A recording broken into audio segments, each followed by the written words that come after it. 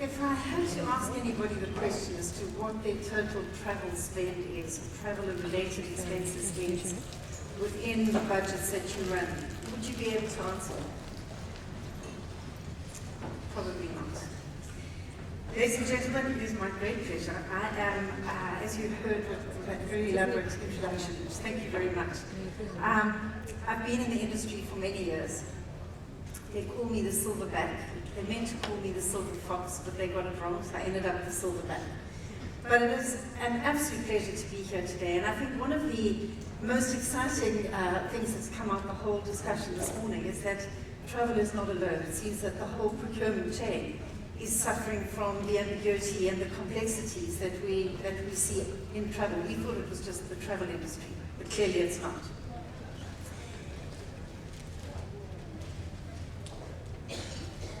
Clearly I did something wrong there.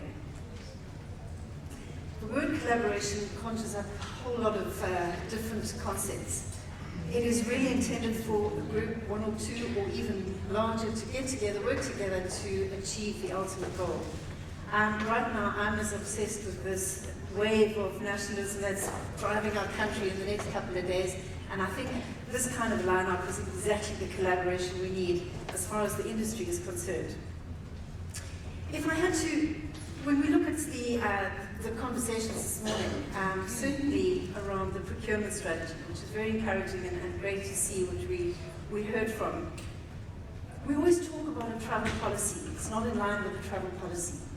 Travel policies are written as a principle of action to govern the necessary travel and expenses that relate. However, it doesn't go into the detail, and I don't know that many travel policies are younger than 1 year old within the purchasing environment. And that's because it really is just a principle of action. However, every year, the strategy of PURCO and each of the institutions will differ according to budget, according to the requirements, according to different conversations that need to be had. And yet the travel policy will remain the same. And that's not bad, it's not a problem, because the travel policy is there to just give the framework. What is important is that the travel program, which is the extension of the travel policy, determines, and that is reviewed on an annual basis, in keeping with the ultimate strategy. Now, travel program is where the conversations you have with your suppliers, the conversations you have with your preferred suppliers, the rates within which you're going to manage the strategy, that's when that happens. I have been around for, as you heard, didn't realize it was that long, but been around a while. The change that we've seen in the travel space in the last 5 years has been enormous. And it's actually just gained momentum in the last 2 years. A huge amount of things changing and going on. So of course, it's all made prevalent by the fourth industrial revolution. Now, this is the one audience I don't have to explain what the first and the second industrial revolutions were. But essentially, in 1969, we saw the third industrial revolution, which was the introduction of technology, introduction of computers. We saw that big IBM computer being deployed, and it could keep what we used to put on paper, it could keep on magnetic tape, and we were all very excited about it. Some of us were around when most of the technology changes happened. And that's just continued, increased its pace. This fourth industrial revolution that we're talking about is really about harnessing the information that we can extrapolate out of the technology that is available to us.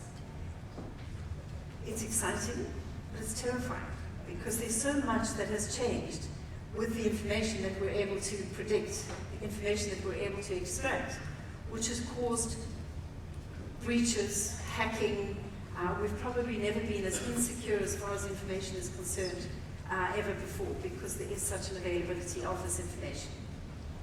But it's also brought about the automation of any human function that we used to do, repetitive predominantly, to the point that even an extension, even artificial limbs as they used to be, started off with just a hand, but now the intricacy and the artificial intelligence put into that mechanism actually can mimic the human function.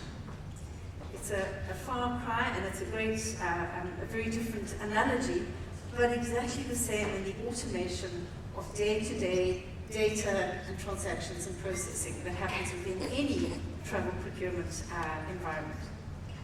So booking systems within the travel environment have become a very, very key function within the system. To the point we're working with the department, the National Department in Treasury, who manage the travel. And we've seen an incredible, a very, very encouraging transformation of the way travel is purchased within a number of different government departments. Not necessarily that it's only based on best fare, but it's based on the intelligence that they're actually using, pulled out of the data that they're receiving. So lots of really encouraging things happening. The fear and the challenge is that we have this automation of the previous role that was fulfilled by individuals. Personally, I think the future is human. I don't think that we are at any risk. In fact, if anything, this will encourage the employment and certainly put into the system further jobs, doing more valuable and certainly more profitable returns. Now, booking tools, as travel companies have developed at great expense, the day they are launched into the market, they are probably out of date. It is one of those, there is a continual evolution of a booking tool, which is why it's never a good idea for an organization to develop their own booking tool, because it's not what you do, it's not your core focus. But the information that you're able to extract from that booking tool is your focus. All of the intelligence that you're able to receive, whether it comes from the booking tool, the expenses, the purchasing process, all of that becomes critical in the formulation of any kind of business intelligence from the university's perspective. Going forward, any policy that we're looking at is actually changing even further. We talk about multi-source content. Content in any travel booking is critical, because you need to know that you're getting the fastest, the most reliable, and the most relevant search when you put in that entry for a routing. Now, not every search will come through the technology at your fingertips, but it comes from low-cost carriers who may not be part of the global distribution technology.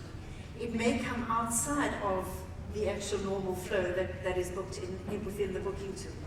So going forward, we're seeing a huge amount of multi-source content arrangements where it's both in the system and online, essentially. The personalization, the fourth industrial revolution that we're talking about, the predictive behavior of the travelers that you have, personalization, that information, if you're not collecting it, I can assure you your suppliers are. The more information they have about your travelers, the more access they have to your travelers. Without your data being as clean as possible, you're not able to actually manage the traveler as well as your suppliers are able to manage them. So personalization in the future is critical. I'm sure you've all had the experience where you've thought of buying a new car and you look at the model once on the internet, and the next thing on all of your social media feeds, you suddenly see this model coming up and you see the colors and you see the reviews, and that is really what this personalization is all about. There is a history of the activity that you've had within the media, in the social media network.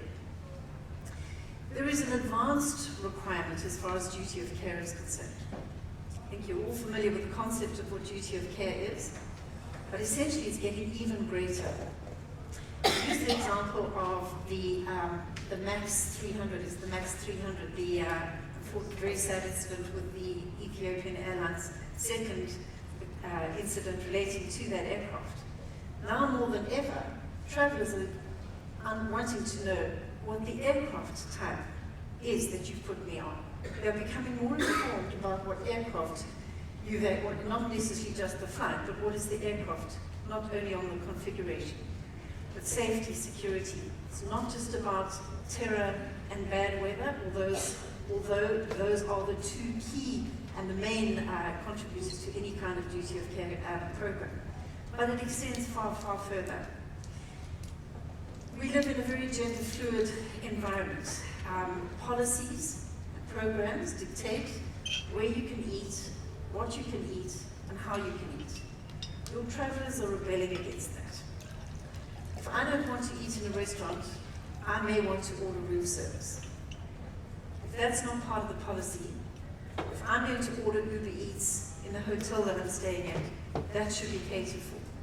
So that the entire way we actually talk about it, even to the hotels, when room service is delivered in a hotel, it needs to look like I'm sitting in the restaurant downstairs. Your travelers are more informed today than they have ever been. My generation, we were much more tolerant of the rules that were laid out by travel policies. Today, they're not. The business intelligence and the data that you're able to extract, and as I mentioned, from both the booking tool, as well as every other supplier, hotel, car, air, ground transport, transfers, anything you should be receiving are based on spent, not only on booked information. Booked information can vary greatly to what was actually spent. If you're not able to tally that, the quality of the data that you're using for the intelligence that you need is going to be challenged and compromised. So more and more, if you're going to build anything within your business and within PURCO, make sure it's on the business intelligence side, not necessarily on the booking side. With all of this predictive personalization I mentioned earlier, it can also be problematic. We are more vulnerable to hacking, your travelers are more vulnerable as far as information is concerned.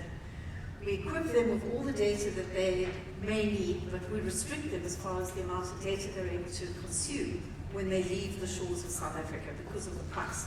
So suddenly you are compromised because you cannot actually access the change in information that may exist or may have happened to the itinerary. Very big balance. Mobile is it. If we're not equipping the programs, the services via mobile technology, we're missing our traveler.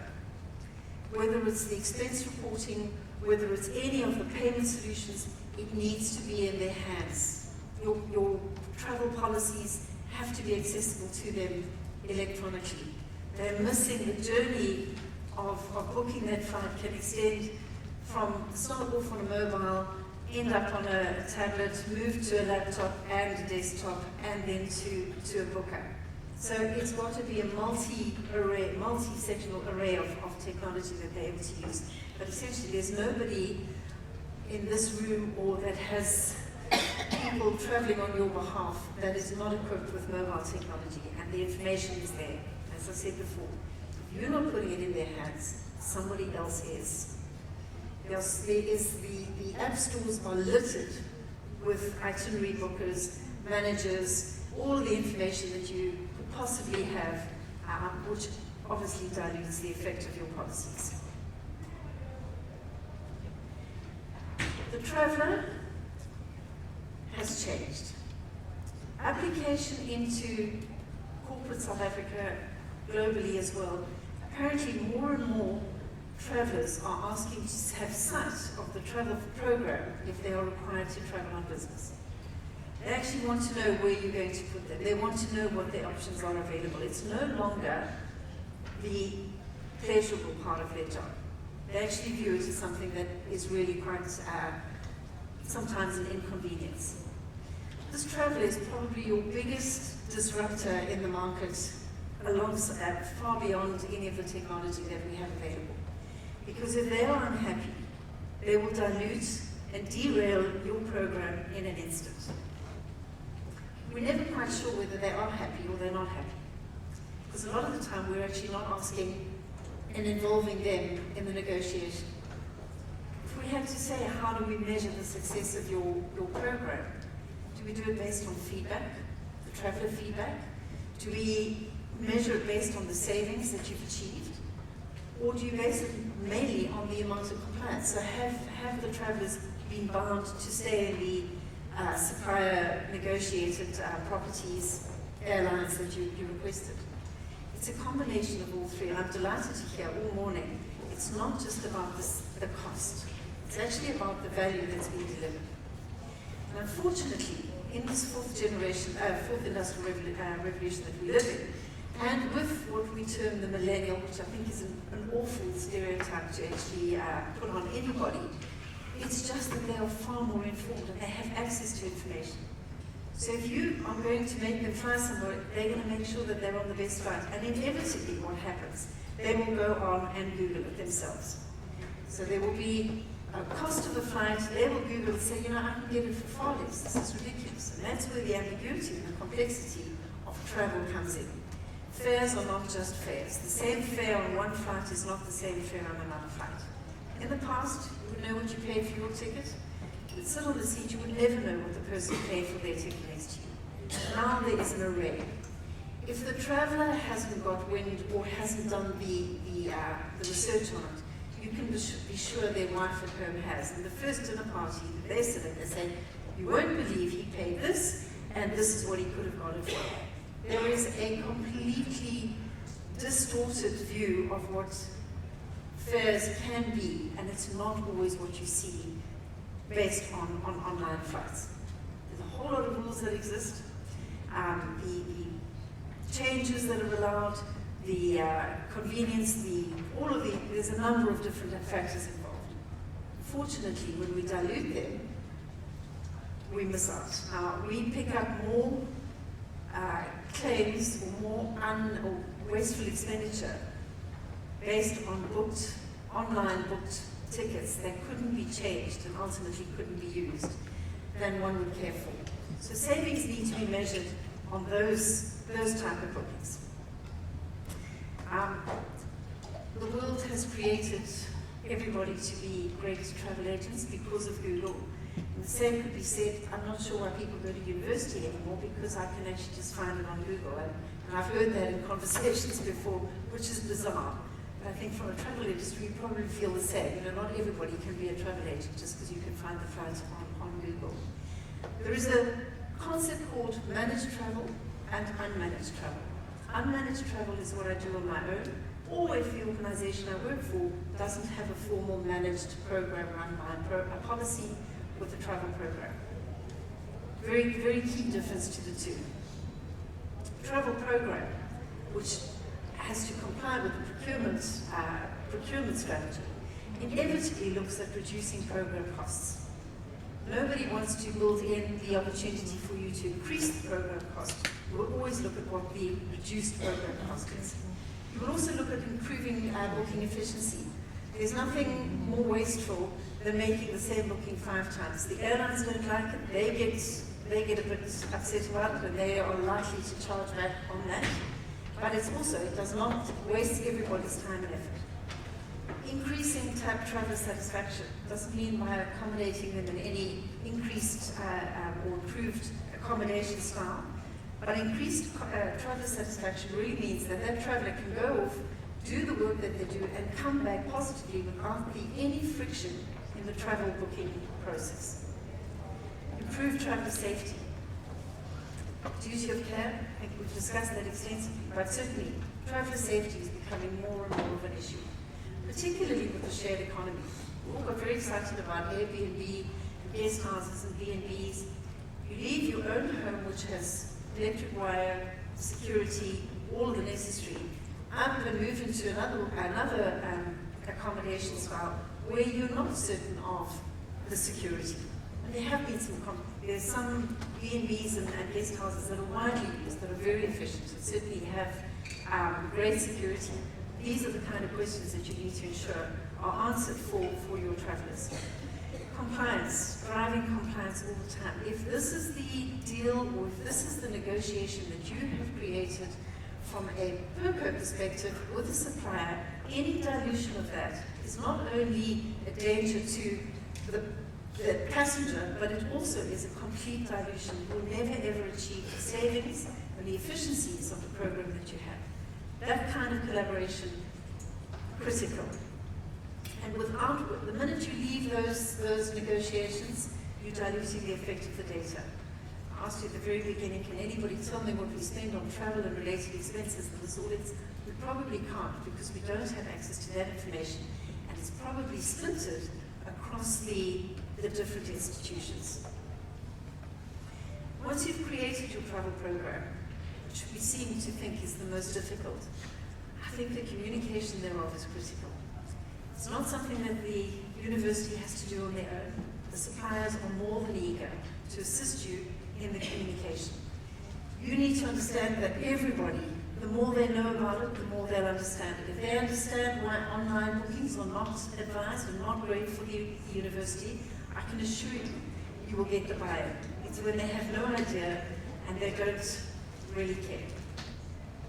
Maintenance, as I mentioned, the travel industry changes dramatically on a monthly basis. It's something that you have to actually continually update, using your intranets, using your the access that you have to speak to the travelers and the other academics.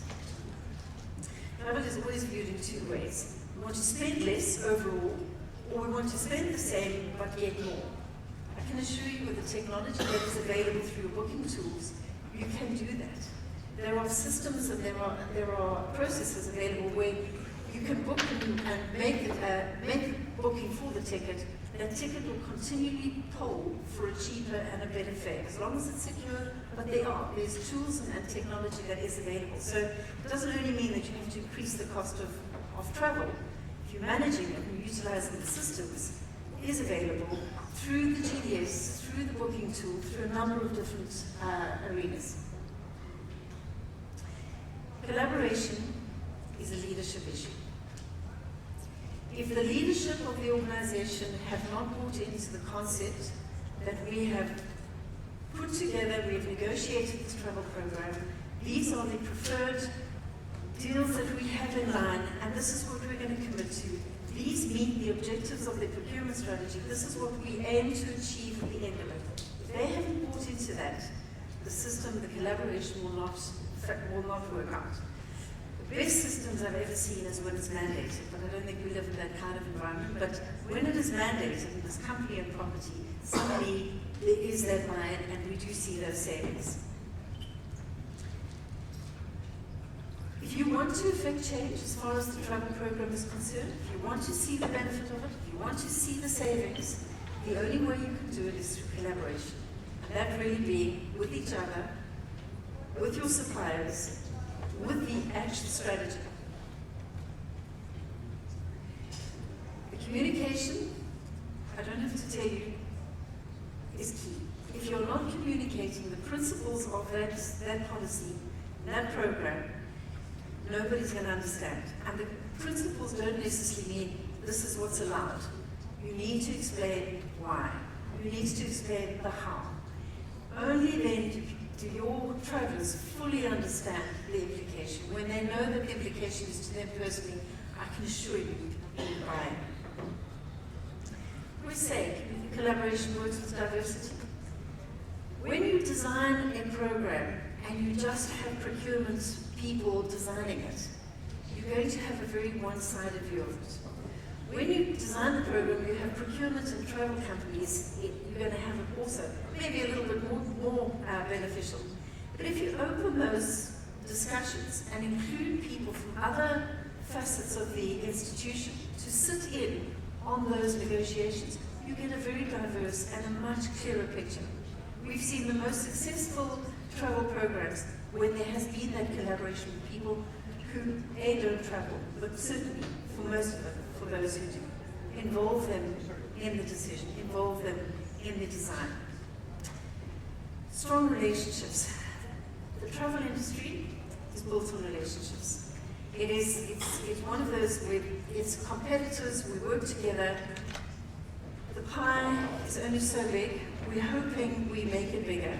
But for the meantime, those relationships are sound. I can assure, and I'm quite sure in this room, those who deal with suppliers understand who they are. There should be a very good working relationship.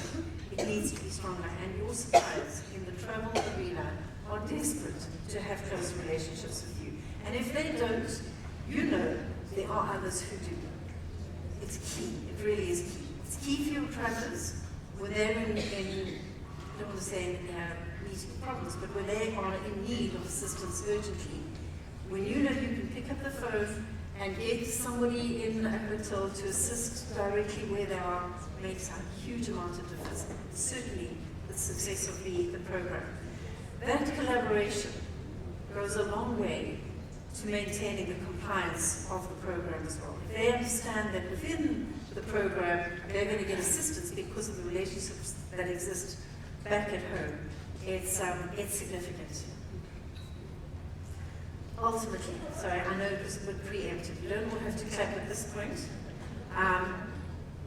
I'm hoping that from the line out we saw, the collaboration of this team, where they've extended it all through the walks of wherever we are in South Africa, we've seen where they've come from. We know that they're going to come back with that Mr. Webb Ellis Cup, and it will be the result to meet all the objectives that we've had. So, ladies and gentlemen, I know I stand between you and lunch. I am Robyn Christie. I'm delighted to be here. Thank you very much to Velma and the team for inviting me, and I really do appreciate it. If there are any questions, speak to Velma. Joke.